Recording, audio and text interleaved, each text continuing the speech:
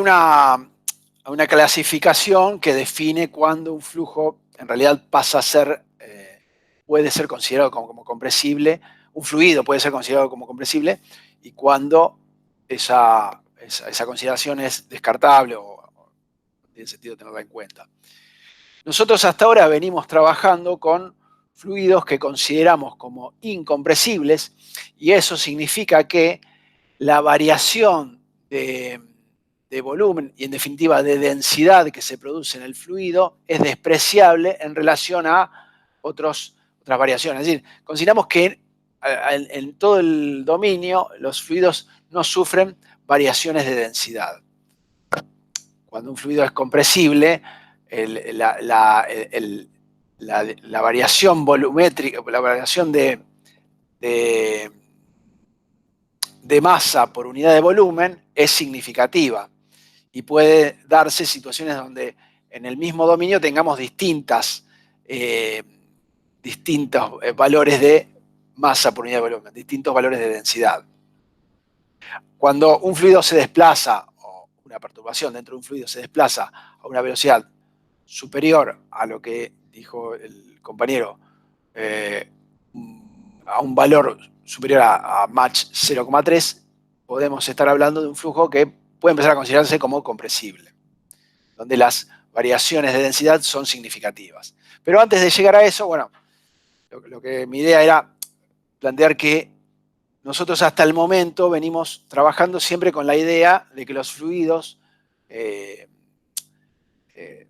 digamos, mejor dicho, hasta el momento venimos planteando que los fluidos no tienen esa variación de densidad, no le consideramos la variación de densidad y por ende asumimos que son incompresibles. Ahora bien, eso no es siempre aplicable y el hecho de que varíe la densidad o que pueda variar la densidad implica que hay un término en la ecuación de continuidad que tenemos que tener en cuenta.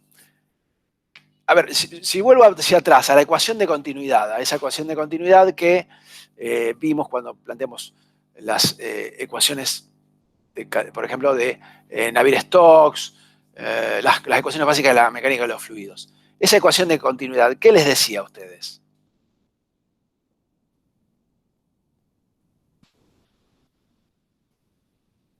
¿Se acuerdan? Tratando mientras de buscar la herramienta de dibujo. Por ejemplo, si ustedes tienen un conducto donde fluye un cierto fluido, digamos, donde si analizan ese conducto en dos puntos determinados, por ejemplo, un punto 1 y un punto 2, a lo largo de ese conducto, verán que por ese conducto circulará un fluido, supongamos que sea una velocidad promedio, uniforme, P, si dijimos como... Profe, ¿no es que la masa que entra es igual a la masa que sale? Bien, La masa yo que quería sale llegar a igual a la eso. masa ambiente. Continuidad implica que masa que ingresa, o caudal másico que ingresa, es igual a la masa, al caudal másico que egresa. Siempre caudales hablamos porque son masas por unidad de tiempo. Ahora, claro, al plantear que la masa se conserva, digamos, y eso siempre hablando de una situación en la cual, por ejemplo, estamos teniendo un régimen permanente, ¿no? Donde no hay variación del parámetro masa a lo largo del tiempo. Ese flujo másico es constante. Entonces, en ese caso, si la masa se mantiene constante, supongamos que tenemos un área de entrada, otra área a la salida, otro área a la salida, perdón. Entonces, esa continuidad, ¿qué nos dice? Que la masa, ¿a qué es igual? A asumiendo, como dijimos, que la velocidad es uniforme a la entrada y uniforme a la salida, o sea, una distribución uniforme, quiero decir. Entonces, esa masa será igual a la velocidad por el área de paso, en definitiva es el caudal volumétrico, multiplicado por ¿qué?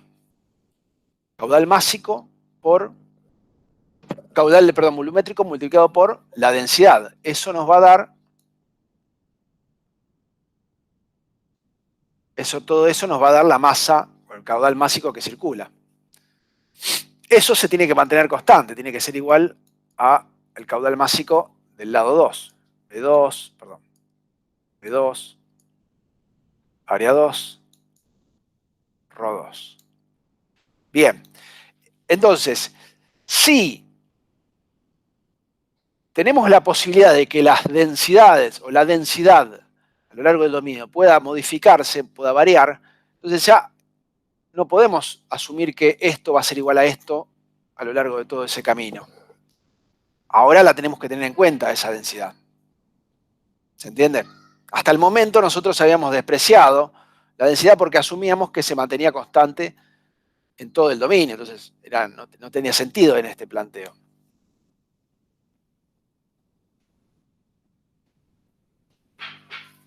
¿Se entiende? Sí, está claro. Bien. Bien. Bueno, voy a la Rategui porque es un poquito más completa. Voy a la presentación de la Rategui como para, si bien es más extensa, está más desarrollada. Sí, ahora lo guardo esto.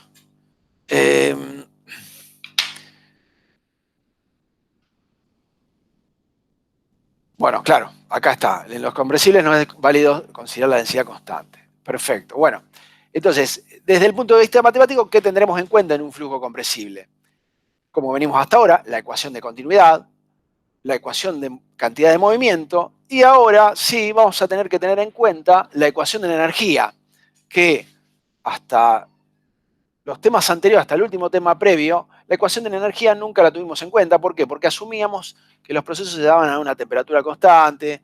Es decir, no hay, si bien puede haber transferencia de calor, porque lo hay de hecho, al haber disipación o al haber entrega de energía del medio exterior hacia el fluido por medio de trabajo, esa transferencia de calor no afecta sustancialmente al comportamiento del fluido. Sí, desde el punto de vista de la energía, ¿no? Agrega energía o quita energía por medio de disipación, pero no generaba un impacto y no era necesario utilizarla. Pero ahora, como vamos a trabajar con fluidos que en el análisis seguramente van a ser de tipo isentrópicos, hay que tener en cuenta la energía. ¿Por qué? Porque la temperatura va a jugar un factor importante, la entalpía va a jugar un factor importante. Entonces, al paquete de ecuaciones que manejamos, continuidad y cantidad de movimiento, le agregamos la ecuación de la energía.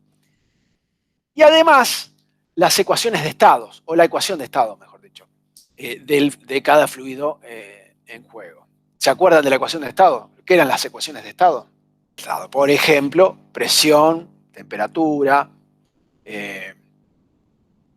Volumen. masa, o mejor dicho, cantidad molar del elemento. Es decir, hay una relación entre las variables fundamentales, entre los parámetros fundamentales en juego. Bueno, entonces, eso es un punto a tener en cuenta. Es decir, a la complejidad original de las ecuaciones de mecánica de los fluidos, continuidad y cantidad de movimiento, se nos agregan estos otros parámetros que nos engrosan un poquito la complejidad. Como dice acá, se trata de ecuaciones de tipo hiperbólico, o sea, es un poquito más difícil la solución en estos casos, si bien nosotros vamos a plantear ejemplos más sencillos. Bueno, ahora bien, de vuelta, un rápido pantallazo. A ver si este está medio embarullado. Lo voy a pasar medio por arriba, pero es importante, de vuelta, que vean los videos, y en los videos se va a tratar sobre las diferencias entre flujos o perturbaciones, porque acá podemos hablar no solamente de flujos en sí mismos, sino de las perturbaciones que se mueven en el fluido. Ejemplo de la perturbación puede ser el caso del avión, que un avión que se desplaza en un medio, voy a dibujar de vuelta, un avión que se desplaza en un medio, decía, hagamos un triangulito, asumamos que esto es un avión, generará digamos, en todo el volumen puntos de de disipación de perturbaciones. Es decir, por ejemplo, la punta del avión, el extremo, generará ondas de sonido que si el avión estuviese quieto, y supongamos que generase una vibración, esas ondas de sonido se desplazan concéntricas al punto de generación de la perturbación. ¿Se entiende? O sea, es el equivalente a ustedes parados, hablando, las ondas sonoras se desplazan de forma esférica, en principio pueden tener una distorsión por la orientación, pero asumamos que es un punto uniforme. Entonces, cada onda de perturbación se va a desplazar de forma esférica en el espacio. Lo mismo que si se desplaza, si se está desplazando a una determinada velocidad, v, esas perturbaciones se generan, crecen en el lugar, se engrosan en el lugar, y dependerá de la velocidad del objeto si esas perturbaciones contienen al objeto o son abandonadas por el objeto. ¿Qué quiero decir? Supongamos que la velocidad del objeto, del avión, es inferior a la velocidad del sonido, que denominamos como c, velocidad, sonido. Del sonido en el medio. O sea, ¿qué quiere decir eso? La velocidad del sonido es básicamente la velocidad a la que se desplaza una perturbación en un medio determinado. Me salió mal esto, sonido, bueno. Si es menor, esa velocidad, van a tener un esquema parecido al que ven aquí. De hecho, en realidad, eso estaría ahí al borde. Supongamos el triangulito, las ondas generadas, se van a generar una onda, la anterior a esta va a haberse desplazado. En realidad, el objeto se desplazó dentro de la onda, la previa a esa onda ya creció, pero todas las ondas contienen al objeto. No sé si se alcanza a ver eso. Es decir, el objeto o el elemento que perturba va generando estas ondas esféricas que lo contienen siempre. A medida que nos acercamos, o sea que el objeto se acerca a la velocidad de desplazamiento de esas ondas, el objeto va a tender digamos, a hacer punta, a hacer contacto con la tangente de esas ondas. ¿Se visualiza? Sí, sí, está claro. Y en algún momento, eso sería el caso, digamos, un caso así, el objeto haciendo contacto con las ondas que son, digamos, son todas tangentes al objeto en algún punto. Esto sería cuando la velocidad es igual a la velocidad del sonido. Y cuando el objeto supera esa velocidad, cuando viaja más rápido que la velocidad del sonido, el objeto va a estar desplazándose, supongamos que este es el objeto, generando ondas que son atravesadas por el objeto. O sea, las ondas crecen, pero nunca llegan a abrazar el objeto. Perdón, no me salen muy esféricas o muy circulares que digamos. Es decir, el objeto fue pasando por todos estos puntos y generando ondas. Bueno, aquí me quedó... Perdón, fue pasando por todos estos puntos y generando ondas. Aquí. Va generando ondas que van quedando atrás de él. Esto siempre es el objeto que se desplaza a la velocidad v mayor que la velocidad del sonido. En ese caso, hablamos de que el objeto se desplaza a una velocidad supersónica, o sea, superior a la del sonido. ¿Hasta ahí se entiende? Sí. Es importante distinguir entre esos tres casos. ¿Por qué? Porque justamente vamos a ver las tres condiciones. Los casos son donde el objeto o la perturbación o el flujo se desplace a una velocidad inferior a la del sonido, subsónico. La velocidad del sonido, específicamente, si es justo la velocidad del sonido, es sónico, y si está en un rango, ahora no lo tengo bien, pero creo que es entre 0,9 y 1,1 de la velocidad del sonido, o sea, un 10% inferior, un 10% superior, se define como un flujo transónico. Y por arriba de esos valores estaría en un rango de flujo supersónico. Y tal vez habrán escuchado hablar, últimamente se está diciendo, o se comenta el desarrollo de algunos aviones que pueden viajar a velocidades hipersónicas, también misilísticos, digamos, algunos misiles. Quiero ver si tengo acá en la presentación. Guárdenme. Esa... No, acá no está. Está en el Sengel eso. Está un poco antes, aguárdenme. Claro. Entonces decía, por debajo de mag igual a 1, o sea, mag, ahora voy a decir que es por debajo de la velocidad del sonido, estamos hablando de flujo subsónico, mayor que 1 supersónico, e igual a 1 sónico, y en un rango, no lo tengo acá, eso véanlo después en la presentación, en un rango de 10%, entre un 10% por debajo y un 10% por arriba, transsónico. A ver si lo tengo acá, este estaba acá. Al principio, capaz que esté. Bueno, no está acá. Bien.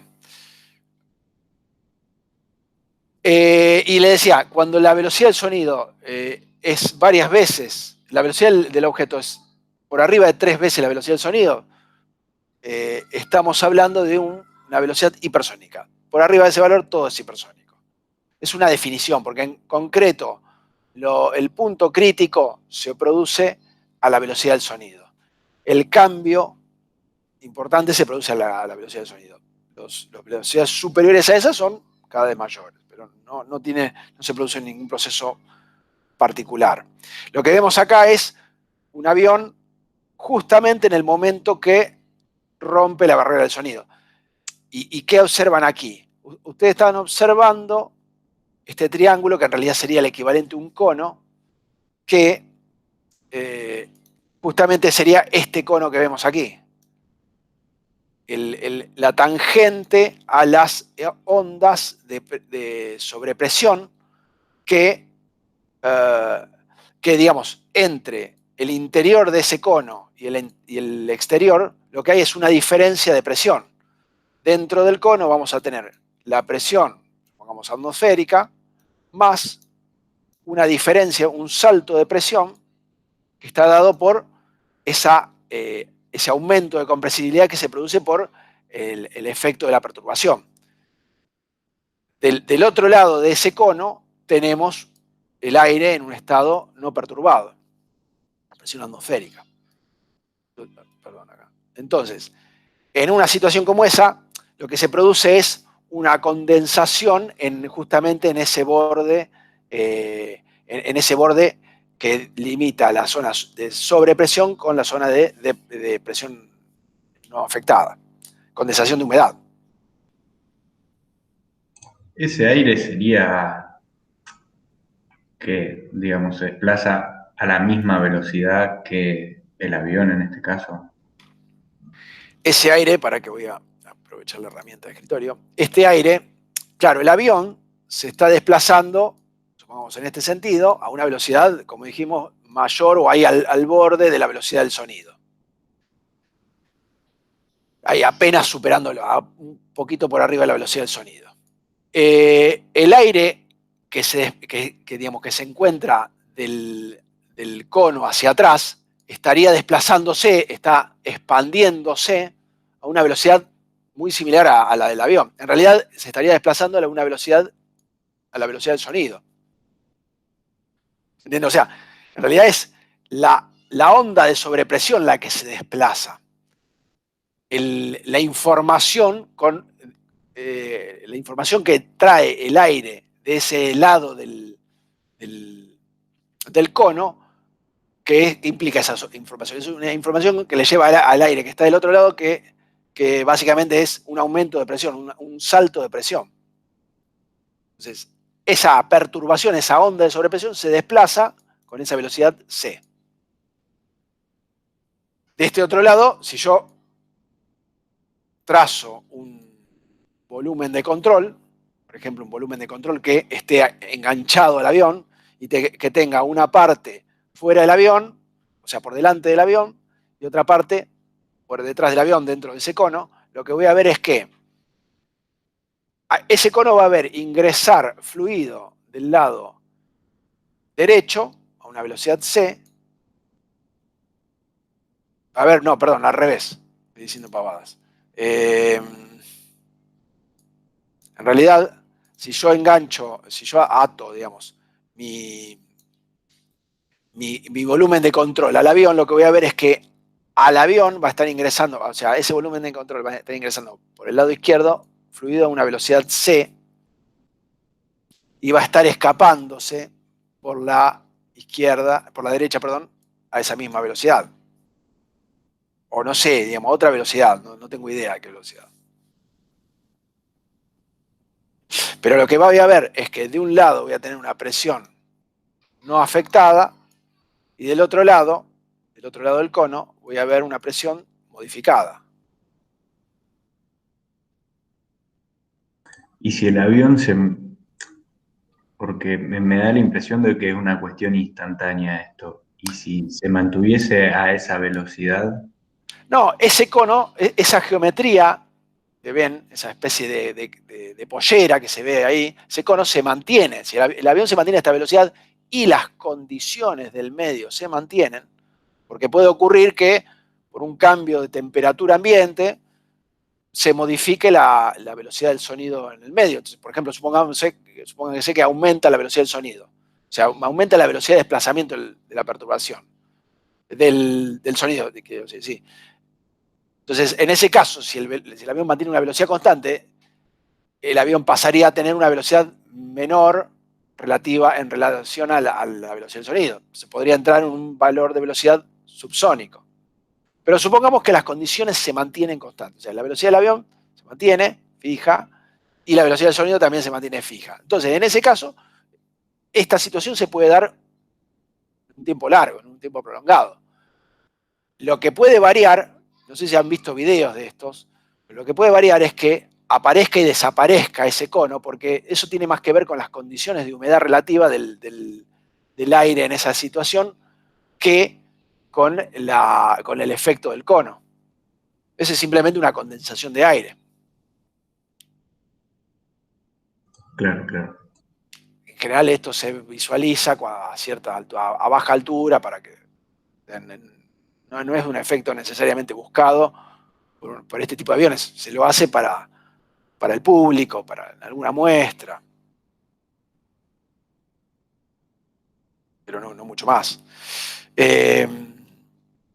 Cuando el avión cuando el objeto supera la velocidad del sonido, el avión queda por aquí y el cono, digamos, queda por detrás, inmediatamente por detrás del avión. Siempre va a haber siempre va a haber una generación de perturbaciones detrás del avión. ¿Por qué? Porque justamente el avión está generando esas perturbaciones. Lo que pasa es que el avión supera. En este caso tenemos una parte del avión dentro de la perturbación, en realidad lo que visualizamos, pero estaría una parte visiblemente dentro de la perturbación y otra por fuera. Porque posiblemente la perturbación que vemos esté en alguna región, el efecto de una de las perturbaciones que genera el avión. El avión está generando un montón de perturbaciones al pasar. Es un tipo de fotografía donde se pueden visualizar esos conos, en realidad acá lo vemos como triángulos, esas ondas de sobrepresión dentro de la zona ubicada dentro de la región del avión. Y fíjense que acá tenemos algunas ondas generadas en la estela trasera, digamos, en el chorro de salida, otras ondas generadas por esta región, otras ondas generadas por la punta, la trompa. Se generan distintas ondas de sobrepresión. Bueno, acá el ejemplo de la bala es visible, no sé si lo alcanzan a ver. La bala, en este caso, la bala salió en algún momento, fue disparada, eyectada. Lo que vemos acá es la bala en un instante T más delta T. O sea, esto es el instante T más delta T, que recorrió una distancia determinada, ¿no? X. Ahora, esa distancia X, evidentemente, es mayor que la recorrida por la esfera más grande, o sea, la esfera inicial, que yo asumo que la esfera inicial debe ser esta. Esto es un radio, R, ese radio R, evidentemente debe estar llegando por acá tal vez, ese radio R les decía, no alcanzó todavía la posición de la esfera, porque la esfera de la bala, porque la bala viaja más rápido que eso. Fue degenerando, fíjense acá se van viendo como distintas esferas, distintos tamaños de esferas, que fue generando a lo largo de su desplazamiento. Entonces, el extremo de la bala generará un cono con todas las esferas que fue dejando en el camino, todas las esferas sónicas que fue dejando en el camino. Claramente aquí la bala es de tipo supersónica. Bueno, entonces, llevando el dibujo este del avión a un esquema mucho más sencillo, vuelta.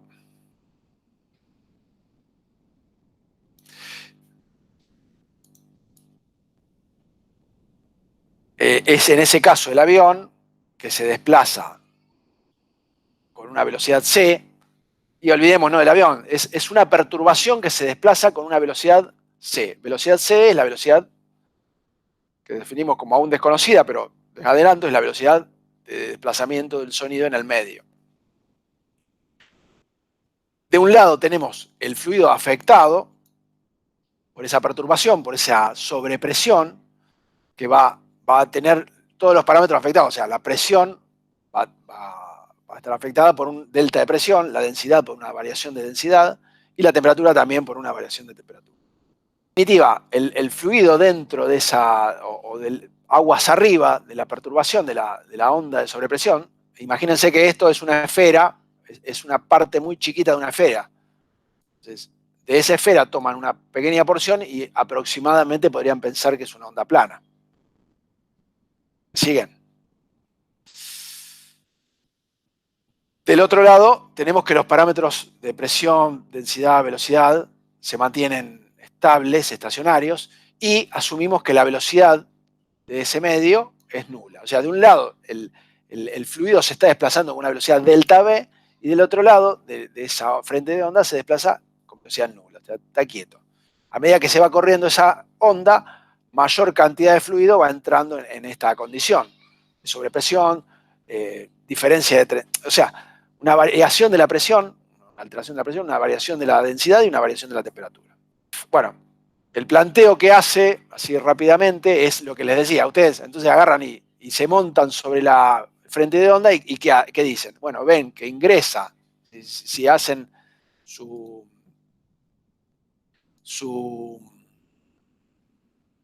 ¿cómo se llama esto? Su volumen de control. Lo ubican sobre el frente de onda, lo que van a ver es que el fluido que está quieto, en realidad, ustedes lo ven ingresar al volumen de control con una velocidad c, y lo ven salir del volumen de control con otra velocidad. Como este fluido tenía un cierto desplazamiento, una velocidad delta v, la velocidad relativa que va a tener va a ser c menos delta v. Bueno, de este análisis se llega a que la velocidad del sonido, es importante que después ustedes entren en detalle en este análisis, pero se llega a que la velocidad del sonido C estará vinculada con la sobrepresión y la variación de densidad. O sea, la velocidad del sonido en el medio está fuertemente vinculada con la variación de la presión y la densidad, las variaciones de presión y densidad en ese medio. Si hablamos del avión, el avión al desplazarse a una velocidad cualquiera, al pasar por el medio, va a generar, en el lugar de ataque, donde la trompa, por ejemplo, va a generar un aumento de presión por justamente el cambio que tiene el fluido al chocar contra el avión de velocidad nula a ser arrastrado por el avión en esa condición. El cambio de energía cinética en energía potencial. ¿Se entiende? Es decir, el avión se desplaza a una velocidad determinada, v, y el aire está a una velocidad igual a 0. Cuando el avión choca contra ese aire quieto, el aire, o sea, le transfiere al aire en esa región una cantidad de movimiento determinada que se transforma en un aumento de presión.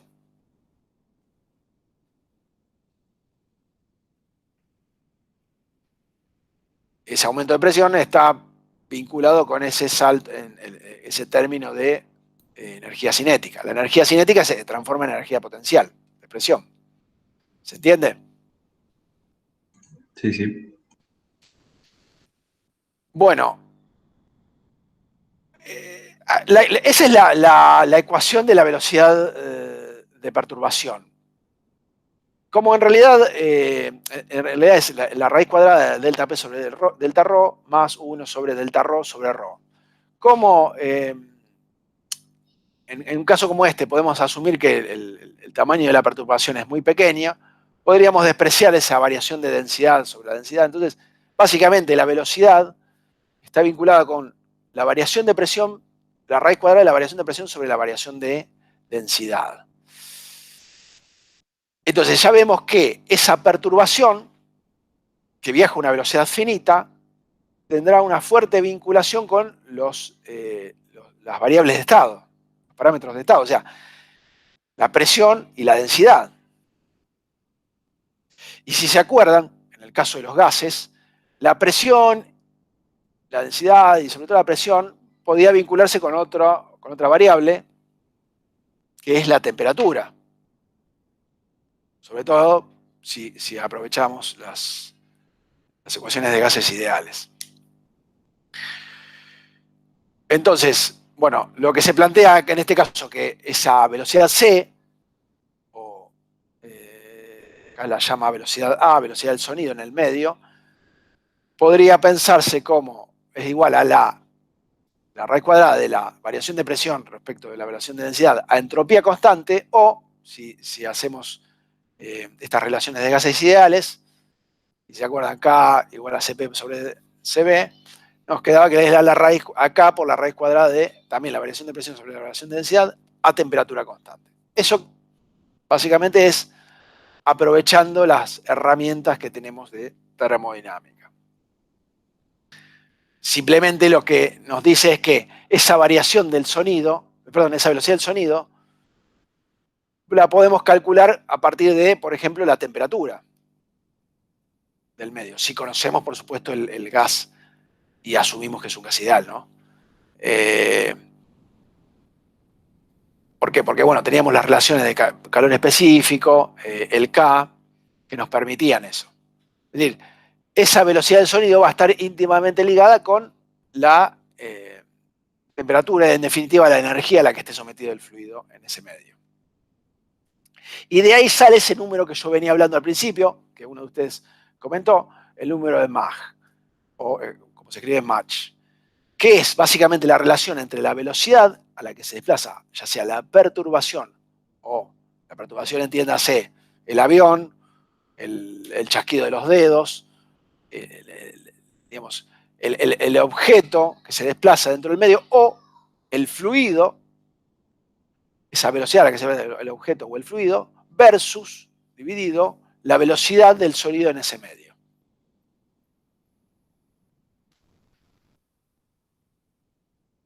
¿Cómo estamos hasta ahí? Bien, por lo menos a mí me parece que está claro. Bueno, acá tenemos algunos ejemplos. Por ejemplo, el aire a temperaturas normal, le llaman presión y temperatura normal, tenemos que el aire se mueve a 340 metros por segundo. La perturbación en el aire, perdón, el sonido en el aire está en el orden de 340 metros por segundo. Y tenemos el caso del agua, es casi 4 veces más, 1400, casi 1500 metros por segundo. O sea, depende fuertemente del medio y a su vez depende también de las condiciones de presión y temperatura a la que esté el medio. La perturbación se desplazará con una dirección determinada. Existen distintas formas de desplazamiento y esa perturbación genera lo que se llama onda de choque. ¿Onda de choque por qué? Porque justamente tenemos un estado dentro, digamos, un estado, dentro de la zona perturbada y un estado fuera de esa zona perturbada, un estado del flujo dentro de fuera de esa zona perturbada. Entonces, esa onda que transmite esa información es lo que se conoce como onda de choque. que genera el cambio de condición. Ahora bien, esa onda de choque podrá tener distintas direcciones. En este caso vamos a analizar solamente lo que se conocen como ondas de choque normales. ¿Normales a qué? Normales a la velocidad de desplazamiento de esa onda. Pueden existir ondas de choque que se desplacen oblicuamente. No vamos a tratar eso. Acá hay varias relaciones. Bueno, esto es importante, ¿por qué? Porque de este análisis surgen las relaciones de densidad entre puntos determinados previos y posteriores al paso de la onda de choque, relaciones de entropía, y después, bueno, lógicamente, las relaciones de Mach entre distintos puntos, de números de Mach entre un punto previo subsónico en este caso y un punto supersónico del otro lado. Los videos, sí. ¿Cómo determinar el número de Mach? ¿Cómo determinar el número Mach? Bueno, en inglés creo que se dice Mach, pero ¿por dónde estaba acá? Es la relación entre la velocidad, como te decía, de desplazamiento de la perturbación o de desplazamiento del fluido versus o dividido la velocidad del sonido en ese medio, en esa condición. Por suponete, aire a presión y temperatura normal, como veníamos en esta tablita, ¿dónde estaba? El aire a presión y temperatura normal se desplaza a 340 metros por segundo, el sonido. Entonces, si tu objeto se desplaza, por ejemplo, a 200 metros por segundo, la relación entre la velocidad de tu objeto y la velocidad del sonido, ¿cuánto va a ser? Va a ser menor que 1. Digamos, debe ser en el orden de un 70% de la velocidad del sonido, 0,7. Ese es el Mach de ese objeto. Si la velocidad del objeto fuese de 600 metros por segundo, 600, 700, vamos a hacer esto por 2. A ver si hacemos un número. Sí, Mach es mayor a 1. Mayor a 1, o sea, 600 metros por segundo, Mach es mayor que 1. Entonces ahí el objeto se desplaza a una velocidad supersónica. Supongamos, los aviones de caza, los aviones de guerra, los aviones se desplazan, esos supersónicos se desplazan en Mach igual a 1.5, 1.7, Mach 2. Bueno, esa es la velocidad respecto de la velocidad del sonido en ese medio.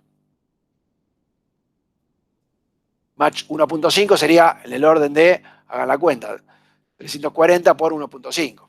340 metros por segundo por 1.5. Ahora, claro, como en la atmósfera no tenemos las mismas condiciones en todos lados, de hecho, a nivel del mar o próximo al nivel del mar tenemos una densidad determinada, seguramente mucho mayor de la que tenemos a, no sé, 10.000 metros de altura. Tendremos en un mismo punto geográfico distintos números de Mach a medida que nos desplazamos hacia arriba, o sea que vamos subiendo de nivel.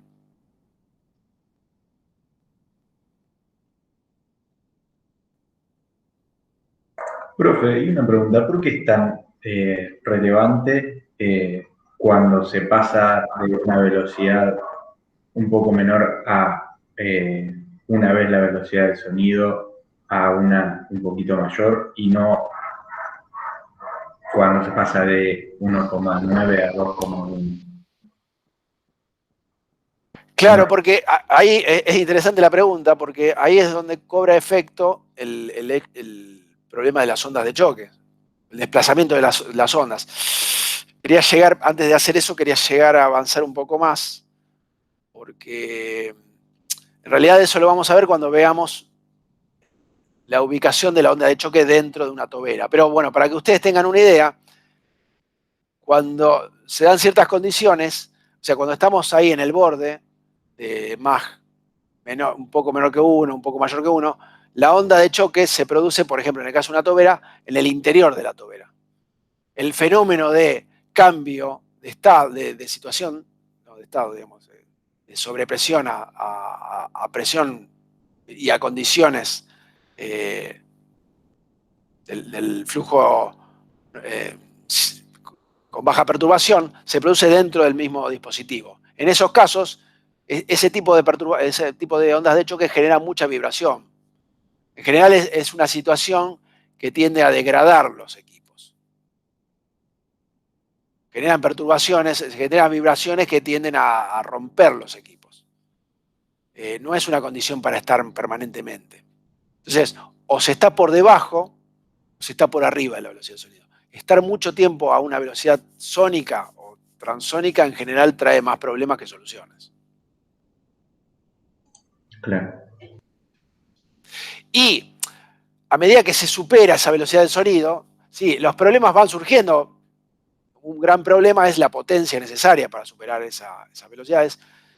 Otro problema es que cuando se desplaza a velocidades mayores del sonido, la disipación es baja. Entonces, en general los objetos tienden a generar mucho calor. Y a mayor velocidad, mayor calor generado. Y es poca la disipación en relación al calor generado. O sea, el calor surge de desplazar el objeto, de la potencia necesaria para desplazar, para superar esa velocidad.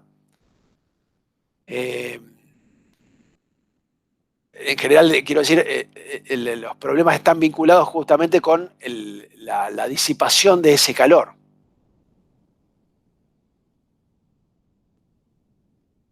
¿Se entiende? Claro. Sí, sí.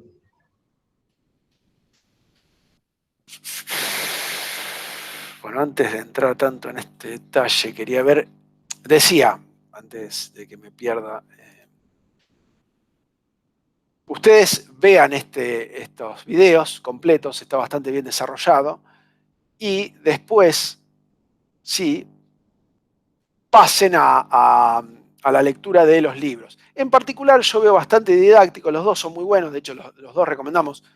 Principalmente proponemos ejercicios del White, pero el Sengel es bastante didáctico en este tema. Es bastante didáctico, decía, y les va a venir muy bien porque es una lectura bastante amena para justamente este tema.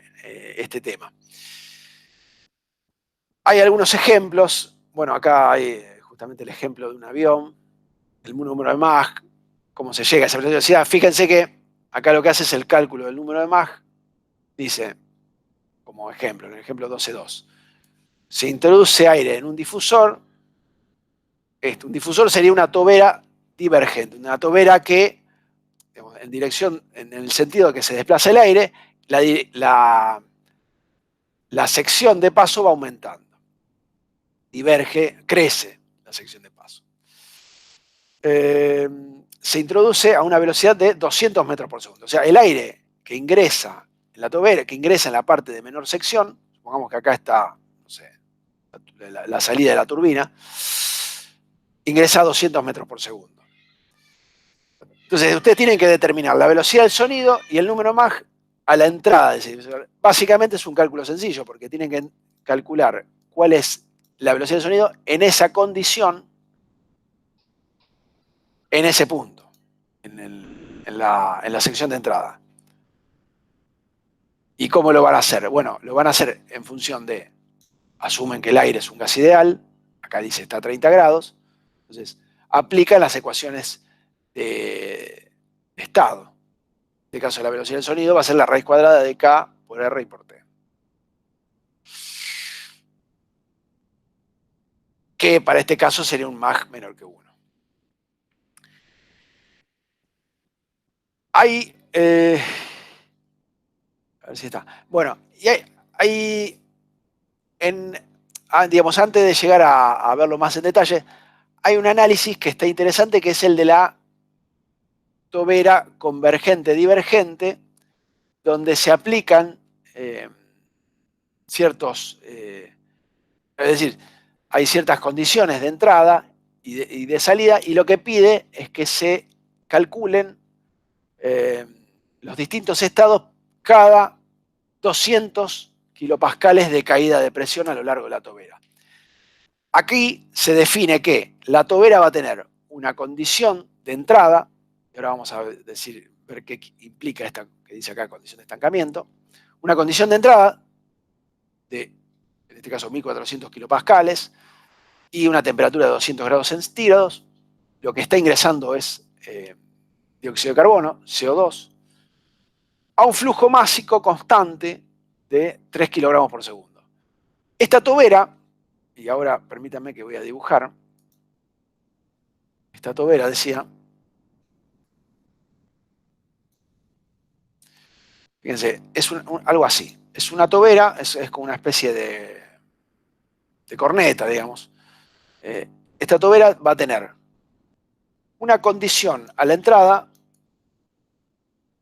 de presión, temperatura, y en este caso flujo másico,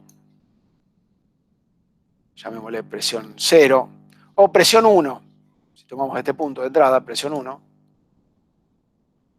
perdón, temperatura 1, y flujo másico que es constante. Y va a salir, al final, con una presión a la salida, y el flujo másico. Eso es lo único que conocemos. Y acá que dice que la presión a la salida es de 200 kilopascales y a la entrada es de 1400. O sea, ya está definido cuál es la caída de presión total. Me pide que calcule los valores de temperatura y ¿qué otra cosa más me pide? Si el ducto está diseñado de manera que el flujo puede ser considerado isentrópico. Determinar la densidad, bueno, densidad, velocidad y área de flujo y número Mach para cada posición de 200 kilogramos. Fíjense este detalle, o sea, acá me dice, cada 200, por cada caída, por cada delta P de 200 kilopascales, yo necesito calcular, kilopascales, bueno, me quedó espantoso.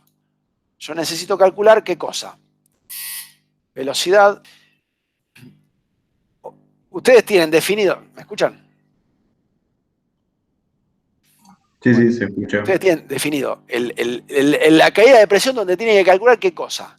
Presión, temperatura, perdón, presión no. Velocidad, temperatura, densidad, velocidad del sonido y ¿qué otra cosa más? En realidad no velocidad del sonido, perdón, sino número de Mach. Mach. En cada uno de esos puntos. O sea, usted no, y área.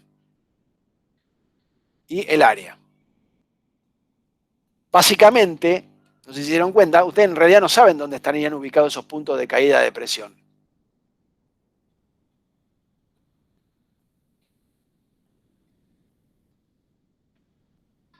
¿Y eso por qué es?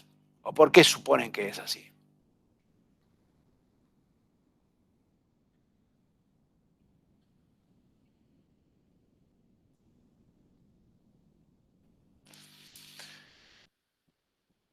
Vuelvo un poquito más atrás, al margen, ya vamos a responder esa pregunta, y vemos que acá dice región de estancamiento. La región de estancamiento básicamente se asume que es aquella en la cual el fluido parte del reposo. Es decir, asumimos que esta tobera está conectada, por ejemplo, a un recipiente grande, un recipiente a presión,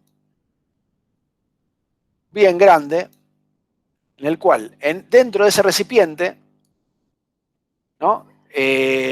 La velocidad de desplazamiento del fluido es prácticamente cero. Y las condiciones de presión y temperatura asumimos que se mantienen relativamente constantes. En ese caso, lo que tenemos es que el fluido dentro de ese recipiente, suponiendo por supuesto que no hay transferencia de calor con el medio, o sea, estamos básicamente en un fluido isentrópico, en ese caso, la energía que dispone el fluido es básicamente una entalpía, es toda la entalpía de estancamiento. Es decir, la energía es energía de presión y temperatura, o vinculada con la presión y la temperatura a la que está sometido el fluido. Ahora, a medida que se empieza a desplazar el fluido, parte de esa entalpía de estancamiento se transforma en entalpía, en ese lugar, en esa región, y en la energía cinética, energía de velocidad. ¿Se ve? O sea, esto sería el equivalente a la carga de...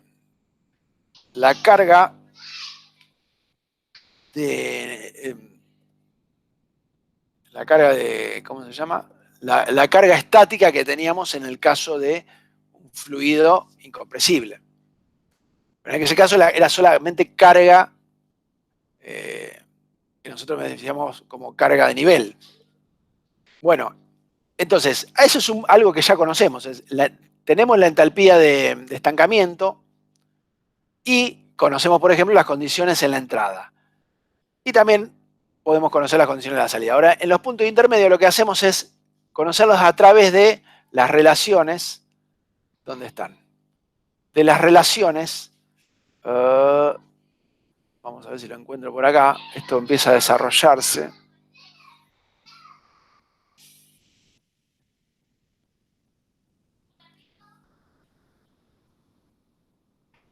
Bien. Por ejemplo, bueno, esto que les decía recién era esto que estamos hablando acá. Esto, en el caso de un gas ideal, sería la entalpía de remanso. La energía que tiene el fluido en el remanso, en el recipiente a presión. Ahora, a medida que se va acelerando, parte de esa entalpía se va transformando en entalpía propia, en cada situación local, más la energía cinética debida a la aceleración del fluido. En definitiva, lo que vemos acá es que la temperatura que podemos tener a lo largo o en todo el recorrido, siempre asumiendo un flujo isentrópico, estará vinculada con la temperatura que tenía en el remanso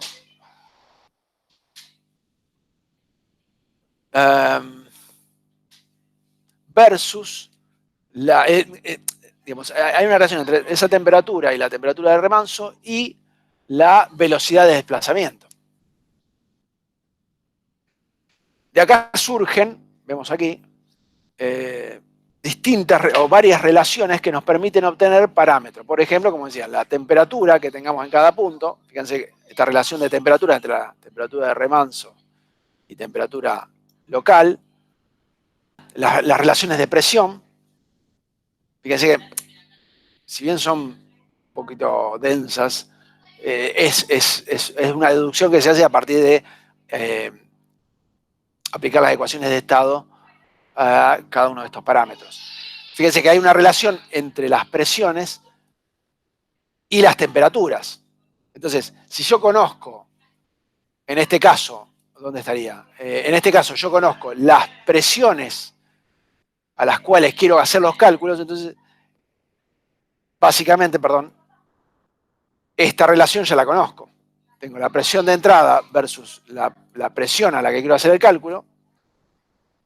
O sea, sería los 1400 menos dividido los 1200. Y tengo la temperatura a la que estaba sometido a la entrada, que no me acuerdo cuánto era, 200 grados Celsius. De aquí puedo deducir cuánto es la temperatura en ese punto. ¿Se entiende? Sí. Lo mismo que le decía con la temperatura y lo mismo con la densidad. Vamos a ver la resolución. Ustedes con los parámetros, con los valores que tenían la presión, temperatura y velocidad del sonido en la entrada, van obteniendo los valores de la temperatura, presión presión ya la conocen, y densidad en cada uno de los puntos. Por ejemplo, lo que hace acá es calcular el primer punto, donde se produce la primera caída de presión. O sea, el primer punto va a ser cuando tengamos 1200 kilopascales de presión. En ese caso tenemos una temperatura de 457 kelvins, que si vemos la temperatura al principio, bueno, era 200 grados Celsius. O sea, no sé cuánto sería en Kelvin, 200 grados Celsius sería 473 Kelvin, claro. De 473 a 457 hubo un descenso de temperatura. Y es razonable.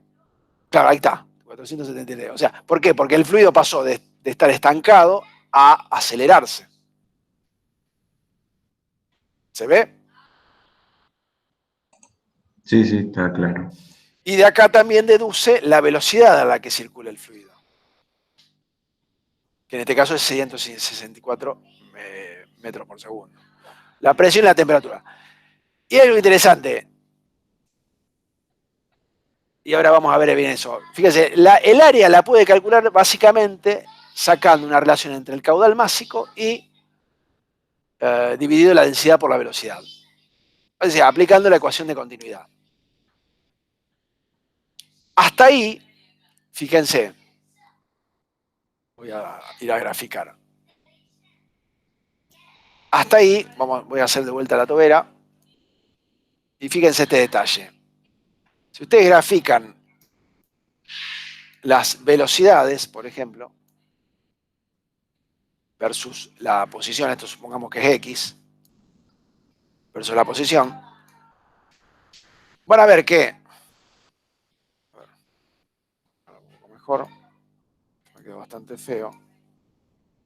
Perdón, no me acuerdo del enunciado. ¿Las caídas de esa depresión son puntuales o se van dando a lo largo de la cañería y pudiesen Claro, medirlas en algunos puntos? claro, para estas condiciones determinadas fijas, se van a dar en puntos fijos. Ahora bien, lo que no sabemos es dónde están esos puntos. Fíjate, yo te digo que vos tenés caídas o que me averigües velocidad, temperatura, densidad y sección donde se produzcan por cada caída de 200 kilopascales. ¿A dónde se producen esas caídas? No lo sabemos. La forma de saberlo en todo caso podría ser, si tenemos la geometría de la tobera, es calculando el área. Claro. Las áreas donde se producen. Y a esto quería ir. A medida que va disminuyendo la sección, conocemos digamos, de lo que venimos viendo hasta ahora, que la velocidad va a ir disminuyendo de valor. En realidad depende de la geometría, pero supongamos que tiene esta forma, la caída. O sea, cuando se alcance la menor sección, voy a alcanzar, vamos a hacerlo un poquito más evidente a la caída, o sea, a medida que se va reduciendo la sección, la velocidad va cayendo. Y la menor velocidad la voy a tener seguramente en el lugar donde tengo menor sección, ¿no? Supongamos que es este. Como veníamos viendo hasta ahora, si seguimos en un caso clásico de flujo incompresible, aguas abajo, la velocidad va a ir, perdón, al revés, estoy dibujando algo erróneo. Lo que estoy dibujando es al revés. La velocidad parte de un valor mínimo o nulo, en este caso, y va a aumentar hasta un máximo en la garganta de la tobera. Y después, aguas abajo, va a volver a caer la velocidad hasta salir a la atmósfera. Esto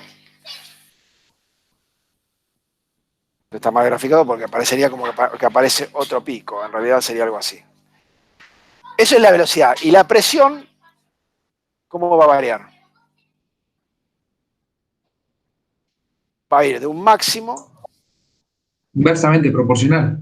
Claro, a un mínimo. Y de vuelta a un máximo. Perfecto.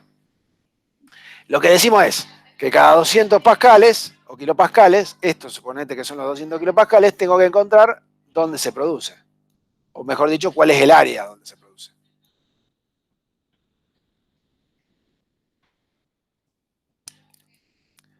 ¿Se visualiza? Sí, sí. La forma más razonable en este caso sería obtener el área en función de la relación entre la masa y la velocidad por la densidad, digamos. Hace una relación inversa, o sea, básicamente aplica continuidad. Dice que la masa punto, es igual a área por velocidad por densidad.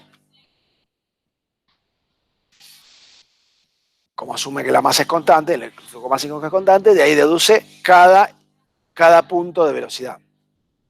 Cada punto de donde se producen esos 200 kilopascales. ¿Por qué? Porque las velocidades las calcula con las ecuaciones de estado, con estas ecuaciones, con estas relaciones. Para esta velocidad, que fue la primera caída, 164 metros por segundo, tengo este área. Y así lo va haciendo, solamente hace el primer cálculo. Vemos acá en una tablita que va calculando las velocidades para cada caída de presión. ¿Lo ven ahí? Sí, sí. Ahora viene algo que tienen que prestar mucha atención, y insisto, vean los videos, lean el libro, sobre todo para estar bien pulidos para el viernes, y es que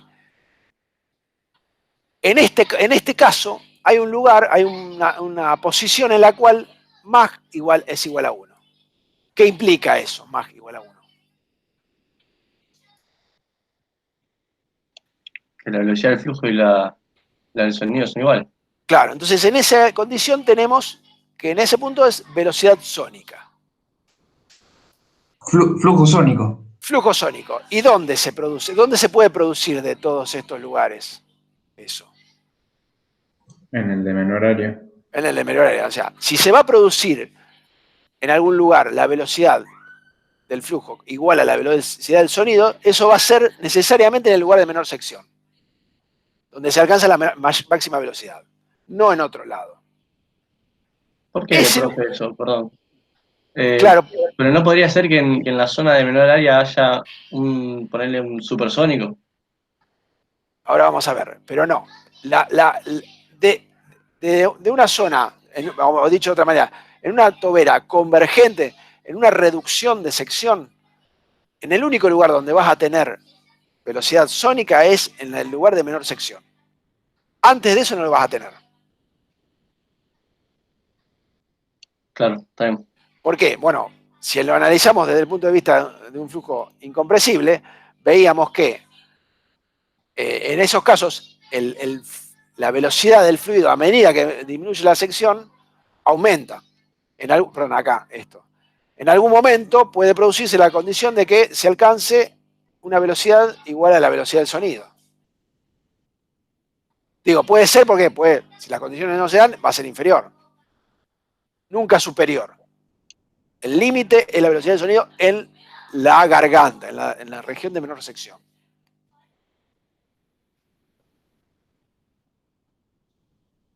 ¿Se entiende?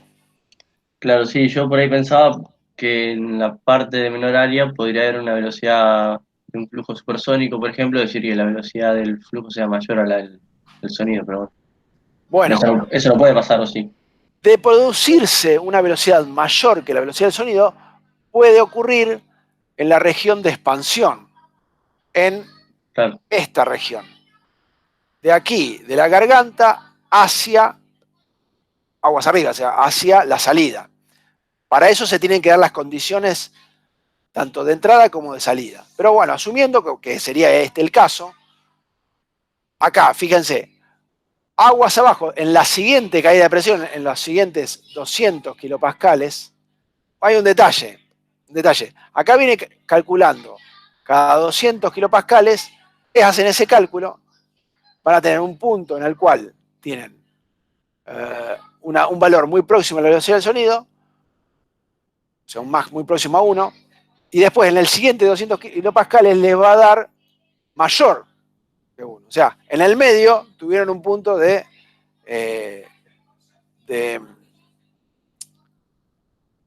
un punto crítico, un punto donde se alcanzó la velocidad del sonido, que fue, fíjense, en este caso, donde la presión era 767 kilopascales. Era un punto intermedio. Bueno, aguas arriba, las condiciones son posibles para que la velocidad supere a la velocidad del sonido. Nosotros no llegamos a describir eso, pero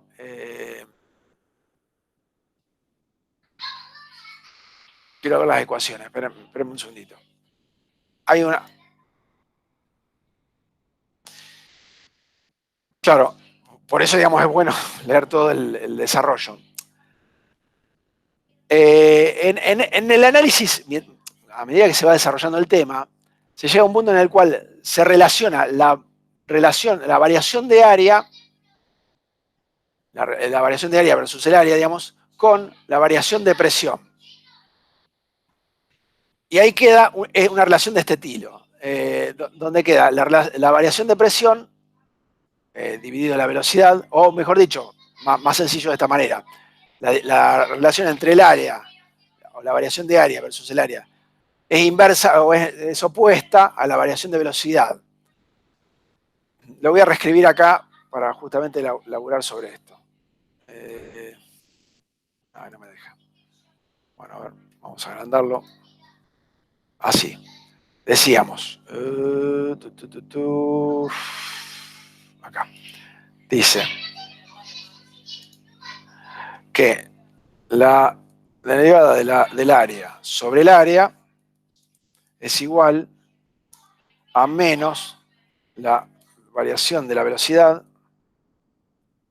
sobre la velocidad multiplicado, y ahí tendrían que prestar la atención en un detalle, a una relación entre 1 menos el número de Mach al cuadrado.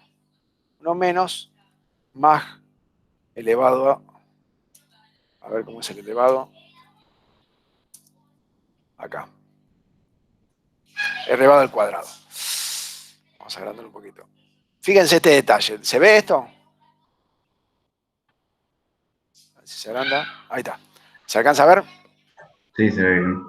Bueno, esta relación, que parece caprichosa, créame en este caso que es válida, nosotros hasta ahora, como nos movíamos con fluidos incompresibles, es decir, con fluidos en donde este número es menor que 1, no teníamos grandes problemas. ¿Por qué? Porque esto siempre era positivo. Entonces, ¿qué ocurre con una condición así? Nosotros vemos que si, por ejemplo, disminuye el área, es decir, si la derivada del área respecto del área es menor que 0, ¿qué ocurre con la velocidad? La derivada de la velocidad respecto de la velocidad, perdón, la variación de la velocidad respecto de la velocidad va a ser positiva, va a aumentar. Va a crecer, la velocidad va a crecer a medida que disminuye la sección. Siempre, por supuesto, con un régimen permanente. Entonces, por eso, este término es opuesto a la variación de la velocidad. A medida que se achica la sección, aumenta la velocidad. Ahora, si estamos trabajando en un... Bueno, si Mach es igual a 1, esto es constante. O sea, ahí tenemos una... Esta ecuación no funciona. Ahora bien, si estamos trabajando en regímenes supersónicos, o sea, con Mach mayor que 1, entonces Mach al cuadrado va a ser siempre mayor que 1, con lo cual todo este término, perdón, estoy diciendo pavadas, está bien, es mayor que 1, ¿sí? Todo este término va a ser negativo. ¿Se entiende? Al ser negativo, en realidad todo esto va a ser positivo. ¿Qué implica eso? En una condición como esta, ¿lo ven? O mejor, vamos a ver en una condición que es más visible. En una condición de expansión, yo voy a tener que, a medida que aumente el área, a medida que esto aumente, la velocidad también va a aumentar.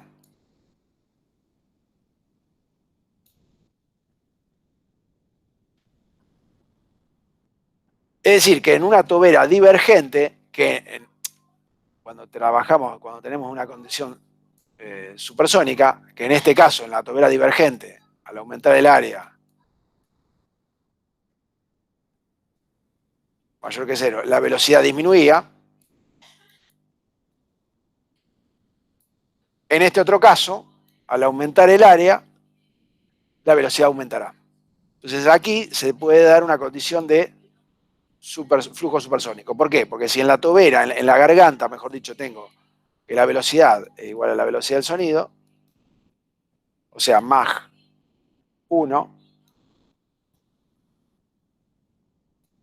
de aquí en adelante puedo tener una condición donde el fluido tiende a ganar velocidad a medida que aumenta el área. ¿Qué estaría ocurriendo en ese caso? O sea, hasta ahora esto era imposible. ¿Qué hace que eso sea posible?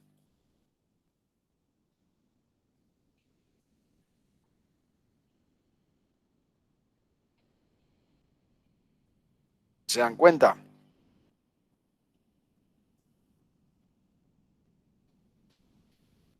Para eso hay que ir a la ecuación de continuidad. Asumimos, por ejemplo, de vuelta, flujo másico constante. ¿Y el flujo másico qué es? Densidad por caudal volumétrico, o sea, por velocidad por área. En un caso como este, en una expansión, o sea, una tobera divergente, supersónica, aumenta el área, aumenta la velocidad. ¿Qué hacemos para mantener el flujo másico constante? Baja la densidad. Cae la densidad. Entonces, en esta región hay una expansión. El fluido se descomprime. En la región convergente, el fluido se comprimió, aumentó su densidad. En esta región tenderá, o en esta región mejor dicho, tiende a descomprimirse.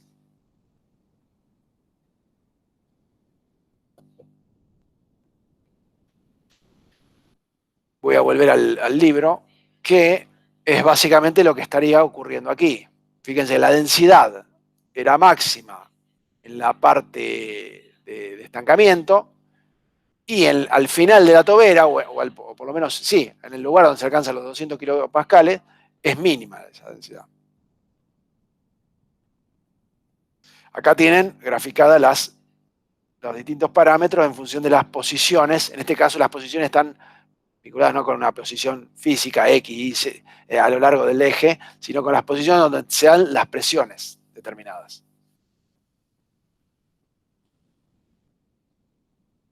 Y fíjese, el área, esta sería la curva de trazos, sería el área. El área tiene esta forma que coincide, digamos, la variación del área coincide con la geometría de la tobera. El número de Mach va a ir aumentando, inclusive en algún punto se alcanza, acá no se ve, pero en algún punto se alcanza el Mach crítico, que es el Mach igual a 1. Después sigue aumentando. ¿Por qué? Porque dentro de la tobera el fluido supera la velocidad del sonido, que es este caso. Y los otros no veo, pero seguramente alguno de estos debe ser la densidad que va cayendo desde un máximo hasta un mínimo en el extremo de la tobera. Ese sería el caso de una tobera convergente-divergente donde se alcanza Mach igual a 1, o sea, donde se alcanza la velocidad sónica en la garganta, menor sección, y en la parte divergente la velocidad supera la velocidad del sonido.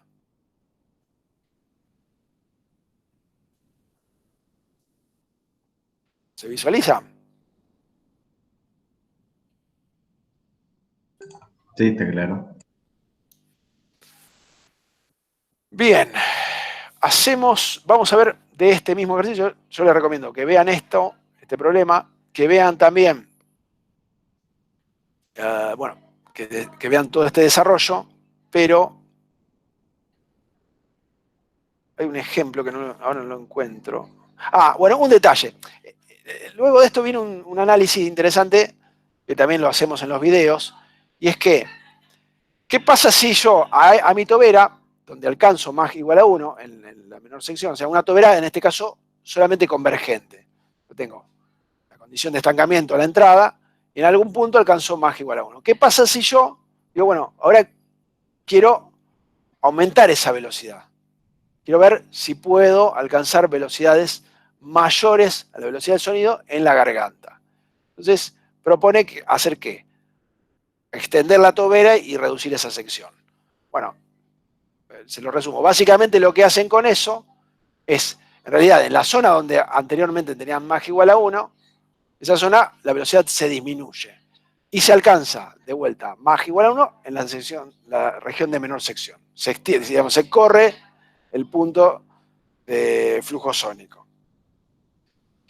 En definitiva, lo que terminan haciendo con eso es reducir el caudal o el flujo de masa.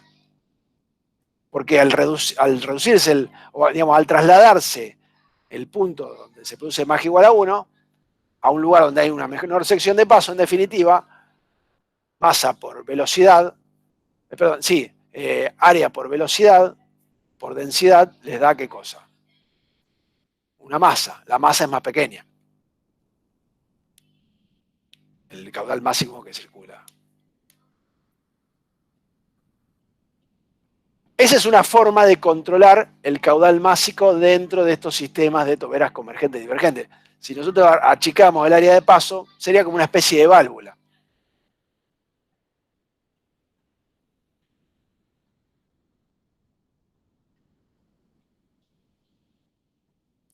Al reducir la sección de paso, se sigue produciendo la condición de flujo másico en la sección de el sector de menor sección, pero se reduce el caudal. Se reduce la masa que circula. ¿Se entiende? Pero si el caudal másico que está ingresando se mantiene constante, no habría ahí acumulación de masa. Esa era en la asunción que hicimos para el ejemplo anterior. En este caso yo hago este planteo. Yo digo, tengo una tobera convergente. Tengo un caudal másico determinado. Bueno, y yo sé que en algún punto, en este caso el de menor sección, se produce el flujo sónico. ¿Qué pasa si yo extiendo la tobera o achico, reduzco la sección de paso, lo hago más finito, digamos, achico, digamos, aumento la conicidad en esa zona? ¿Logro mayor velocidad en ese lugar? En este caso no. Lo que hago es mantener la velocidad máxima que puedo alcanzar, es la velocidad sónica en la menor sección, y lo que hago es reducir en definitiva el flujo másico. Claro, se reduce la entrada también. Bien. Acá tienen esto que veníamos planteando recién. Quiero encontrar otro ejemplo. 660. Bueno, esto véanlo. Estos rollos.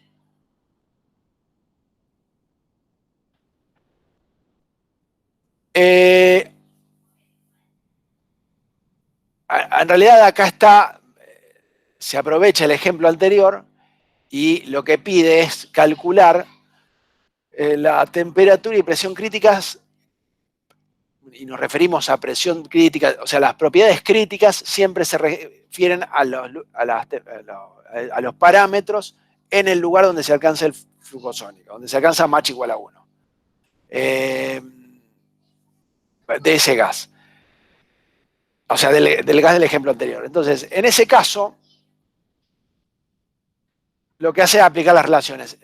¿Qué quería decir con esto? Que hay que recordar justamente esto, que en el punto donde se alcanza MACH igual a 1, vamos a encontrar las condiciones críticas. ¿Por qué? Porque son las únicas que se pueden dar dentro de toda la geometría, de toda la tobera. En ese lugar se alcanza velocidad mayor que 1. Pueden alcanzarse velocidades o superiores o inferiores, pero MAG igual a 1 se alcanza en un solo punto, que es el de menor sección. En este análisis, posteriormente viene esto de flujo isentrópico en toberas. Yo creo que lo dije al principio, pero lo repito. ¿Por qué estamos hablando de flujos isentrópicos? Perdón. ¿Recuerdan qué significaba ese término?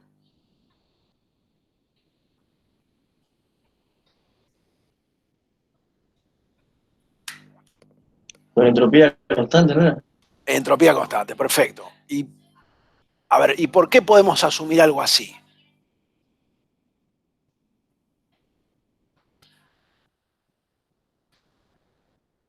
En principio, digamos, se lo respondo, podríamos asumir eso porque podemos despreciar por producirse de manera relativamente brusca los efectos de transferencia de calor o de transferencia de trabajo en las regiones donde se están produciendo estos fenómenos. O sea, si nosotros asumimos que hay poca transferencia de calor con el medio, recepción o disipación, podríamos pensar que es algo más o menos parecido a un fenómeno con entropía constante. No ese es el caso, no es la realidad, pero bueno, nos sirve para el análisis. Al hacer eso, cobra más sentido esta idea de plantear que en el ingreso, o sea, en la entrada de la tobera, como las condiciones de velocidad son muy inferiores a las que tenemos dentro de la tobera, podríamos pensar que el fluido está casi estacionario. ¿Qué es lo que ocurre generalmente, por ejemplo, en el cilindro de GNC del auto? Les ocurre este tipo de cosas. Por darle un ejemplo, o en una garrafa que está conectado a algún difusor, podrían pensar que el fluido que está dentro de la garrafa, por la condición de presión y dimensión respecto de los conductos a los que se conecta, las velocidades son casi inexistentes. Y más aún, el término cinético, la energía cinética que tiene el gas en esa condición, a pesar de que tenga un determinado desplazamiento, es nulo, porque acuérdense, la energía cinética es la velocidad al cuadrado. Si es baja al cuadrado, es mucho menor, es muy pequeña. Entonces, en ese caso, lo que está dentro del recipiente, digamos, en la zona quieta, se puede asumir como con una entalpía máxima. Como que toda la energía es energía entálpica. A medida que el fluido se acelera, parte de esa entalpía es transferida a energía cinética. Se transforma en energía cinética.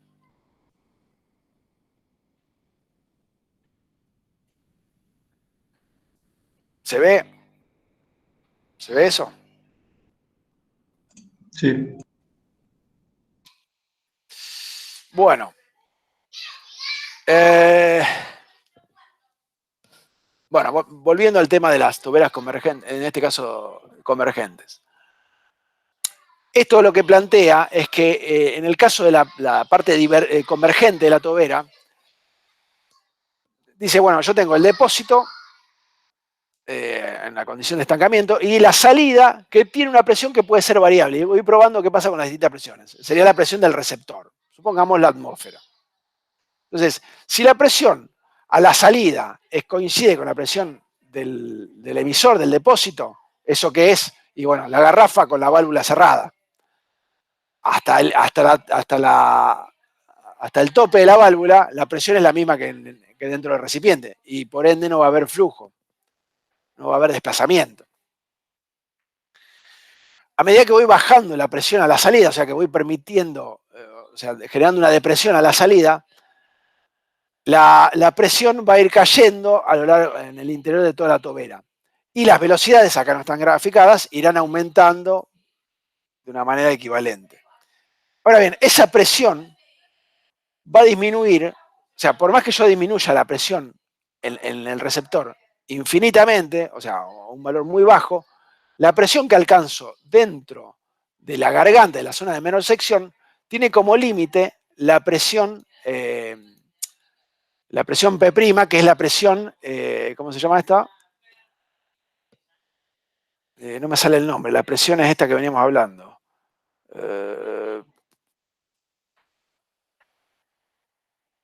La presión, bueno, de flujo sónico. La presión donde en ese punto se alcanza la velocidad del sonido. O sea, es una presión límite. Crítica, no era. Crítica, perdóname, no me salía la palabra. La presión crítica. O sea, la presión en la garganta nunca va a ser inferior a la presión crítica. Y esa presión va a estar directamente vinculada con la velocidad del sonido. O sea, ahí lo máximo que puedo alcanzar es la velocidad del sonido y tendré una temperatura crítica y por ende un área crítica. O sea, la sección de paso va a estar íntimamente relacionada para que se dé esa velocidad crítica, velocidad del sonido, y esas condiciones de presión y temperatura, tengo que tener un área determinada, no es cualquier área.